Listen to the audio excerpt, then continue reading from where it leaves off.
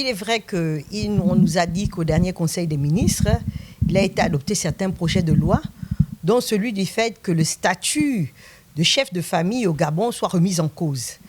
En tant que servante de Dieu, je vous donnerai une réponse chrétienne, mais en tant que femme bantou aussi, je vous donnerai une réponse. Vous savez, le mariage, c'est une institution divine. Il en va de Dieu. C'est Dieu qui a créé le mariage. Il y a des hommes qui ont créé des voitures. C'est vrai que Dieu leur a donné l'intelligence. Il y a des hommes qui créent beaucoup de choses. Mais le mariage, il en va de ce qui est sacré et réservé à Dieu, pour nous les chrétiens. Donc, quand on parle du mariage, il y a certaines choses qu'on ne peut pas changer. La Bible nous dit que Dieu a vu qu'il n'était pas bon que l'homme soit seul. L'homme a été créé avant la femme. Et Dieu dit dans le livre d'Éphésiens, lorsque vous lirez le chapitre 5, à partir du verset 20, 22 jusqu'à 26, on nous dit que l'homme est le chef de la famille, est le chef de la femme, comme Christ est le chef de l'Église. Donc quand un homme a la nature de Christ, se comporte comme Christ, il devient chef. Il obtient ce statut, ce privilège d'être chef. Donc l'homme devient le chef de la femme. Et lorsque nous voyons, par rapport au fait qu'il soit chef, Dieu lui dit, aimez vos femmes comme Christ a aimé l'Église et s'est donné pour elle. Donc un homme, lorsqu'il a une femme, il s'investit, il la protège, il prend soin d'elle, comme Christ prend soin de l'Église. Au sujet des femmes, on dit, en cela, femmes, soyez soumises. Quand un homme a la nature de Christ, il vous aime réellement dans la fidélité, comme moi, vous n'allez pas être soumise. Vous serez soumise sous la mission de cet homme qui a la nature de Christ. Et en tant que, bien sûr, bantou, nous voyons bien que quand nous avons été élevés, avant d'aller à l'école, avant de comprendre même d'aller à l'église et tout, on enseigne à l'enfant que le papa, c'est le chef, c'est le patron, c'est le chef de la maison. Donc, nos coutumes nous enseignent cela. Nos us et coutumes. Dieu nous enseigne cela. Et je tiens à vous dire que ça va aller, les histoires d'égalité, là, faut faire attention. Égalité des sexes, l'égalité de droit et tout ça. Non, il faut faire attention. On parle bien des chefs d'État, moi on l'appelle président, moi on l'appelle chef. On parle bien de chef d'entreprise. Pourtant, il peut être DG, on l'appelle toujours chef. On parle des chefs un peu partout. Pourquoi on veut toucher le statut de chef de famille? Il est le chef de la famille. Il n'y a pas d'égalité entre l'homme et la femme. Il n'y en a pas. Il n'y a pas d'égalité entre l'homme et la femme.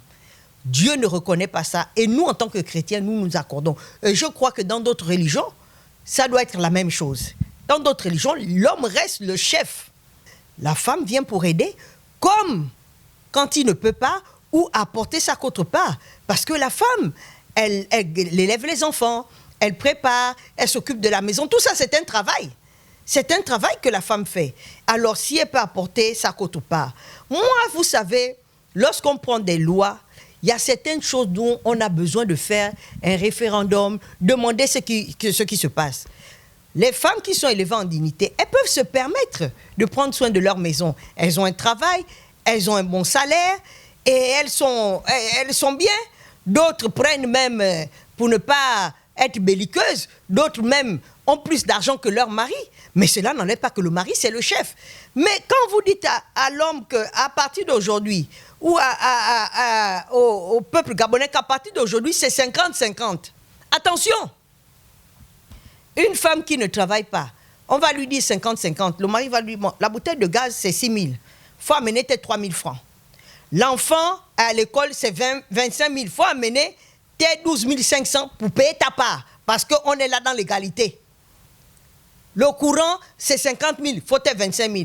Mais la femme qui ne travaille pas, soit elle va se faire prostituer pour apporter sa part. Parce qu'elle s'est dit, moi j'ai ma maison, je suis là avec un homme.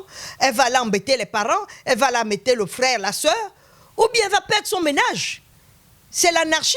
Et nos enfants qui grandissent là, disent, ah si la femme n'a pas l'argent, moi je n'épouse pas. C'est plus une question d'amour. Parce que la Bible nous dit, aimez vos femmes. Aime ta femme. Ce serait une question d'intérêt. On ne rentre plus dans le cadre de l'amour. On ne rentre plus dans le cadre d'apprécier une femme, d'être avec un homme. C'est seulement l'intérêt. Qu'est-ce que je peux en tirer de cette relation? Cette relation-là, si je ne gagne pas mes 50% avec la femme-là, elle est éliminée. Attention, ça peut aller très loin. Au niveau de la dot, On va maintenant nous dire, oui, bon, comme on est dans l'égalité, ma chérie, si tu veux que je t'épouse, il faut amener 50% que je vais aller donner à tes parents. Hein? Parce que c'est égal, égal. Le mariage veut dire 50%. Et les 50%, c'est dans tous les domaines. Attention, attention, attention. Ça peut nous amener très loin. C'est pas parce qu'en Europe, c'est comme ça. Il y a des choses qui sont bien.